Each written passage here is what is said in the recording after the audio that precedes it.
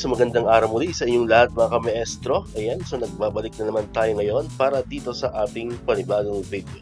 Pero bago natin talakayin itong ating video natin ngayon mga kamaestro, kung bago ka pa lang dito sa aking YouTube channel, huwag mong kakalimutan na mag-like, mag-comment, mag-share at syempre, i-subscribe mo na rin itong ating YouTube channel, El Maestro Sir Anton Official.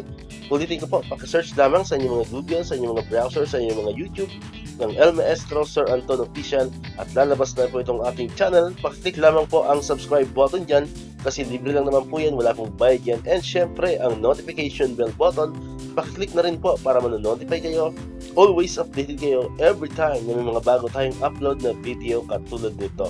Alright, so nabanggit ko na kanina kamaestro, meron tayo ngayong panibagong video. Video natin ngayon mga kamaestro ay pag-usapan pa rin natin sino nga ba talaga ang magiging new DepEd Secretary. Ayan, so meron kasi mga usap-usapan ngayon, no? Meron na mga napipisil o mga nililigawan ng ating Pangulong Bongbong Marcos na maaaring ipalit kay Vice President Sara Duterte sa pagiging DepEd Secretary. Pero ito po ay hindi pa kino-confirm ng Malacanang. Ano po, ito po ay humor pa lamang, ito po ay usap-usapan, no? Wala pa po itong official na pahayag or confirmation mismo from the Malacanang Palace. Alright, lalanin natin itong tatlong napipisil di umano no, ng ating Pangulong Marcos na maaaring pumalit kay BP Sara. Andyan sila Senator Sani Angara, yan nakikita nyo naman sa picture, si Representative Marikina Representative Stella Kimbo and Trade Secretary Alfredo Pascual. Ayun, silang tatlo po ang rumored contenders na magiging DepEd Secretary. Yan. So, isa-isahin natin, kilalanin natin itong tatlong mga personality na ito na siyang napapabalitang napipisil ng ating Pangulong Marcos, ayan, na maging isang DepEd Secretary. Ayan. So, unahin natin si Congresswoman Stella Luz Alabastro Kimbo or mas kilala bilang Stella Kimbo, no? Si Ma'am Stella Kimbo po ay isang congresswoman mula sa Marikina. Ayan. So siya po ay 54 years old. Ang kanyang highest educational attainment, siya po ay nagtapos sa University of the Philippines bilang Doctor of Philosophy in Economics. No? By the way, itong tatlong mga contenders na ito, rumored contenders, ang common denominator nila ay lahat-lahat sila or pare-pareho silang nagtapos sa UP Diliman. Ayan. So, mga notable accomplishment ni Congresswoman Stella Kimbo. Ayan, siya ay naging professor. So, may background din siya sa teaching, no? Naging professor and department chairperson ng UP School of Economics. Ayan. So, kung sa background sa pagtuturang usapan, mayroon din background si Congresswoman Stella Kimbo. Alright? Then, siya po ay naging commissioner ng Philippine Competition Commission. And currently, no, siya po ay congresswoman ng 2nd District of Marikina from 2019 until present. Alright, so siya po si Congresswoman Stella Kimbo, no? Pero, napapabalita din na itong si Congresswoman Kimbo ay nag-decline na po, no? Tinorn down niya na po yung mga suggestion na siya ay maging isang DepEd Secretary sapagkat ayon sa kanya ay ipagpapatuloy niya yung pagtakbo sa 2025 election doon mismo sa Marikina. Hindi naman natin kino-confirm, ano, but based nga sa usap-usapan, so out of the equation na ito, so hindi na siya, kung if ever man sigurong ialok sa kanya ni Pangulong Marcos ang posisyon bilang DepEd Secretary ay tatanggihan niya ito sapagkat siya nga ay tatakbo sa local election doon sa Marikina. Alright? So, ang sunod naman ay itong si Sir Alfredo Espinosa Pascual or Sir Fred Pascual. Mas kilala bilang Fred Pascual. Ayan. So, siya naman po ay 75 years old. Alright? So, Sir Pascual naman ay nagtapos sa University of the Philippines ng Master of Business Administration. Alright? So, mga notable accomplishment niya, siya ay naging professor, so may background din siya sa teaching, no?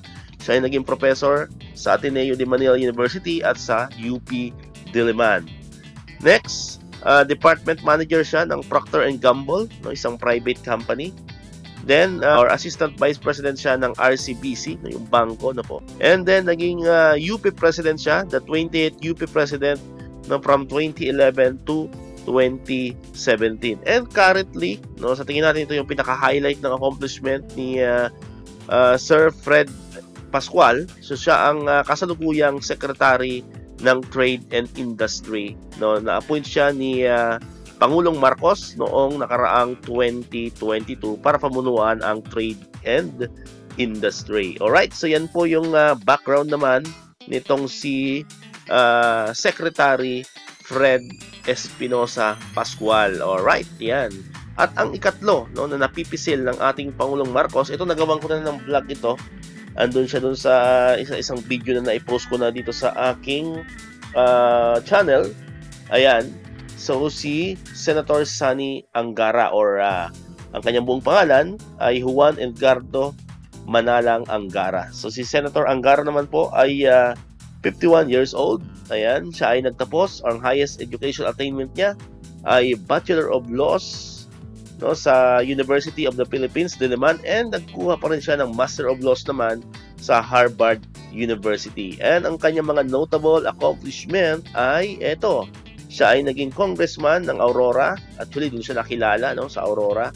Doon nagsimula ang kanyang pangalan noong 2004 hanggang 2013. And then, naging senator na siya ng Republic of the Philippines from 2013 up to the present. Ayan. And currently, siya po ang chairman ng Senate Committee of Finance. So, siya yung isa po sa mga pinaka-importanteng committee, no, sa Senado, yung Committee of Finance.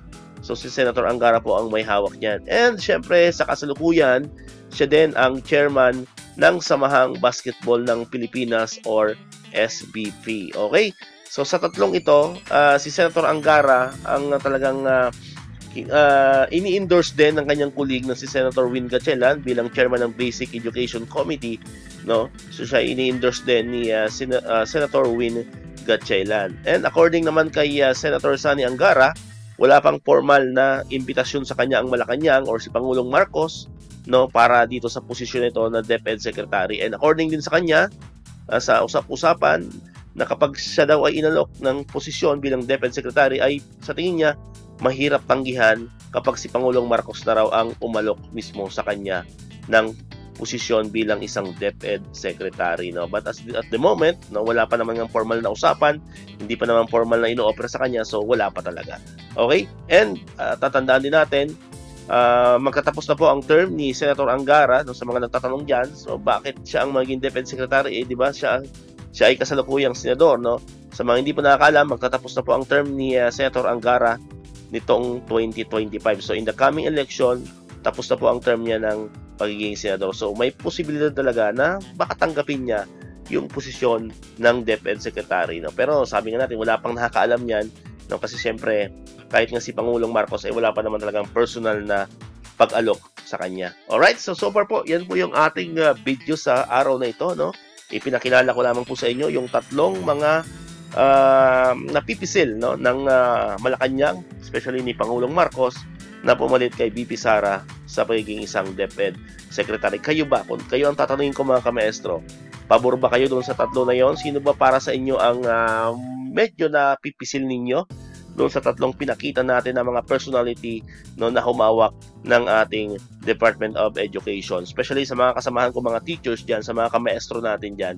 Okay? And syempre, sabi ko nga sa mga nauna kong vlog, hindi lang naman teachers ang dapat may boses patungkol dito. Syempre, lahat ng mamamayan sa buong Pilipinas, especially yung may mga kamag-anak tayo, may mga relatives tayo na nag-aaral, no, maging public man yun or private, malaki ang impact po ng isang DepEd Secretary sapagkat sa kanya nakasalalay ang lahat ng mga programa, lahat ng mga proyekto na i-implement niya sa buong organization, no, na ang pinaka pangunahing makikinabang ay ang mga estudyante natin. Okay? So always kong sinasabi, kahit sino ang maging DepEd Secretary, ang mahalaga, may puso para sa edukasyon, may puso para sa mga teachers, at higit sa lahat, may puso para sa mga estudyante para umangat lalo ang educational system ng ating bansa. So dito ko natatapusin itong ating video ngayon, mga kamaestro. Kung di ka pa nakakapag-subscribe, subscribe ka na para ikaw yung unang makapanood ng mga videos na ina-upload natin. And syempre, click mo na rin ang notification bell button para ma-notify ka, updated ka pag may mga bago tayong uploaded na videos. So muli, maraming salamat sa inyong panonood at pakikinig. Once again, El Maestro. See you on my next vlog. Bye-bye!